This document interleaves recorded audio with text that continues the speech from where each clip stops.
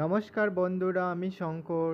আজকে আমি doctor B.R.. আম্বেদকরের এমন ৩টি গুরুত্বপূর্ণ বিষয় নিয়ে আলোচনা করব যা তোমার জীবন বদলে দেবে। বাবা সাহেব আম্বেদকর মানুষটা দলিত হয়ে জন্মেছিলেন। স্কুলে ওনাকে ক্লাসের বাইরে বসতে হতো, জল খেতেও দিত না।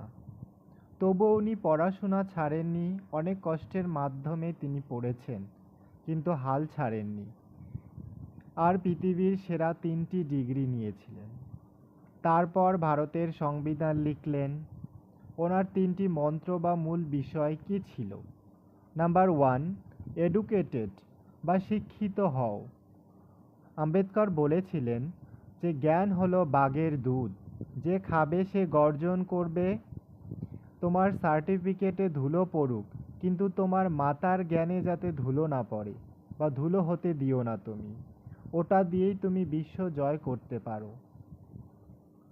নাম্বার 2, অর্গানাইজ বা সংগঠিত হও। আম্বেদকর বলেছেন যে একা লড়বে না, তাহলে তোমরা নিশ্চয়ই হারবে। কিছু মানুষ বা কয়েকজন মানুষ মিলে একত্রিত হও, সংগঠিত হও, দেখবে সরকার কাঁপবে। নাম্বার 3, এজিটেট বা লড়াই করো।